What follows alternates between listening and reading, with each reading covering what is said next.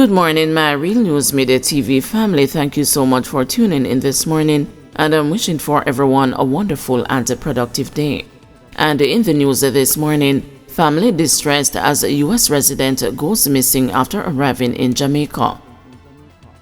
A $1 million reward is being offered for information on the whereabouts of United States resident Fabian Hammond, who is a nephew of veteran crooner Beres Hammond, following his disappearance after arriving in the island last week Saturday.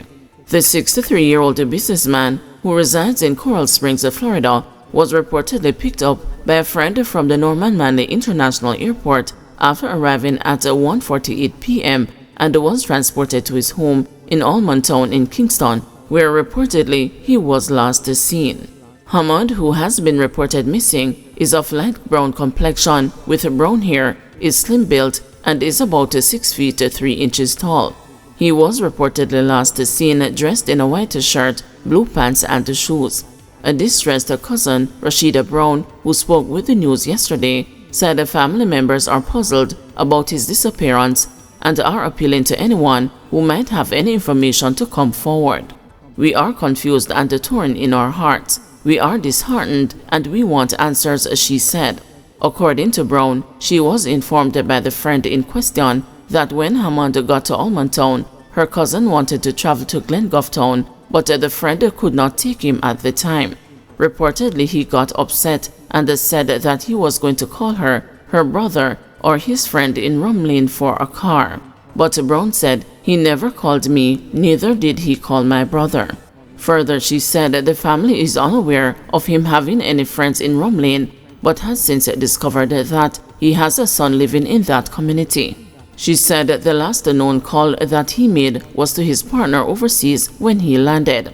"No calls when he reached Almond Town, no calls to me, no calls to the girlfriend, no call to anyone," she said. According to her, the police and Hammond's friend, who had left him at the house, went to the house and after kicking down his door, saw his suitcase on a bed in his room. At the same time, Brown said she understood that he also had a backpack which was not there, but she is unsure if he had taken it when he left or if it was stolen. "We don't even know if he reached the house because only one person saw him. One dege person, and my cousin is the type of person who flies in frequently, and him not tell nobody when him a come or when him a leave except that friend. He is private," she shared. Brown said Hammond's friend handles all his business transactions and is like his business partner and best friend. According to the relative, all kinds of thoughts have been going through her mind since. "I feel like somebody kill him and take him off of the corner. Maybe him a walk and man juke him down. But I can't understand how could nobody not see anything. Nobody is talking," she lamented. Brown said that she also went to Glengough to check, and the persons with whom she spoke said that they had not seen him. "I don't feel it either. I really don't feel like he did reach up there, and I look up in the sky to see if any jankro swarm anywhere. There is no jankro, there is no smell, there is nothing," Brown added. According to her, the police say they are experiencing challenges tracking his phone or credit card because they are from overseas companies. Persons with information can call the Almond Town Police at 876-922-2842. Court of Appeal to begin examining decision on DPPs tenure today. A Court of Appeal hearing to clarify issues that had arisen following the Constitutional Court's decision in April that resulted in King's Counsel Paula Llewellyn stepping aside as a Director of Public Prosecutions will get underway today.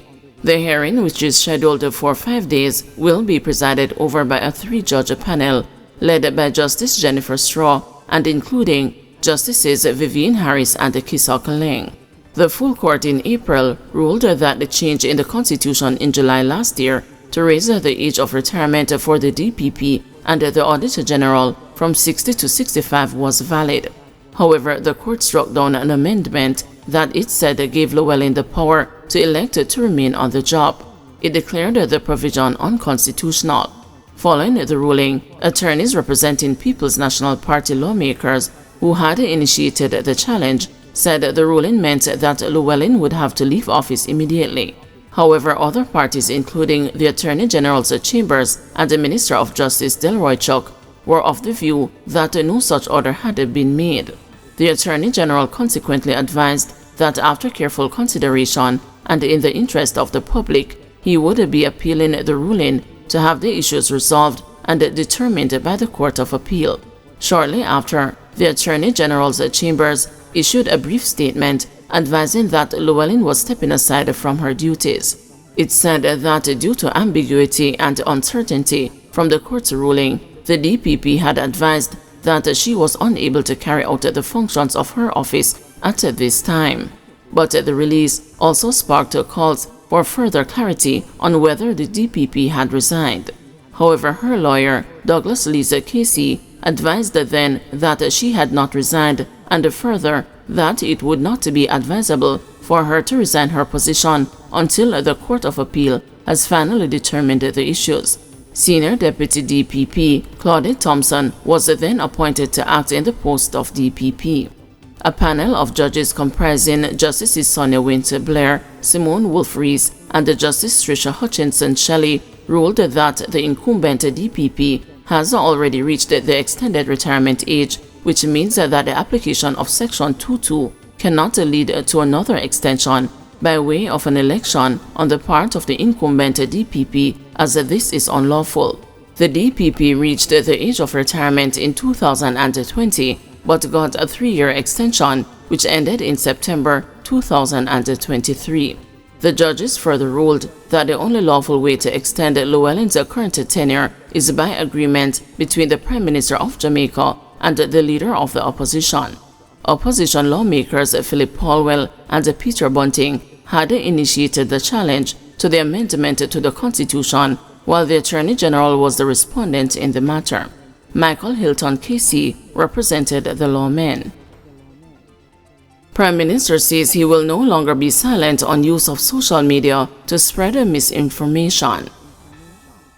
Prime Minister Andrew Holness has indicated that his government will be taking steps to begin clamping down on the proliferation of false information on social media platforms. According to Holness, the widespread practice has caused a lot of confusion, even for some of the brightest people. Addressing youth affiliates of his Jamaica Labour Party at the Almond Tree Hotel in St. Anne on Saturday, the Prime Minister implored the young people not to engage in spreading misinformation for political gains. Recently, I became aware of a situation where a young man made a post on social media that borders on being defamatory and probably libelous. The person was tracked and identity discovered. The long and the short of it is that the person was put up to doing this by a political organization. We have been tracking several such cases, and when we dig into it, you discover that young people are behind these accounts. They are being recruited to do this, Holness charged.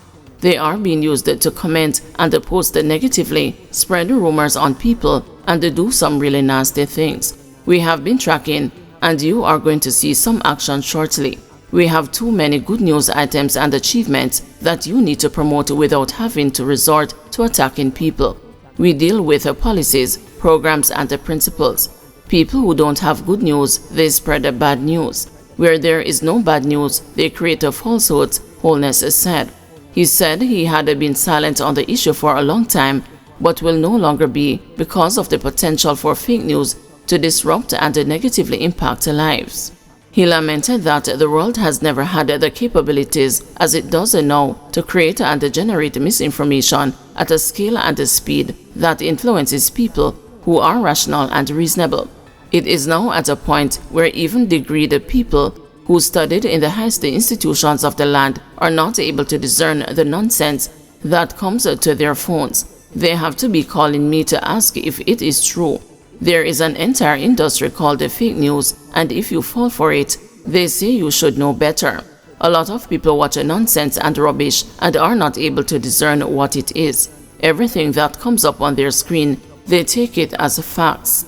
Countries like Canada and the United States have taken steps to call in companies and they say, listen, we see where your social media platforms have tried to influence our elections and you have to moderate. They realize that it is creating a problem. It is an accelerant for conspiracies and it is being used to mislead and misinform, said Holness.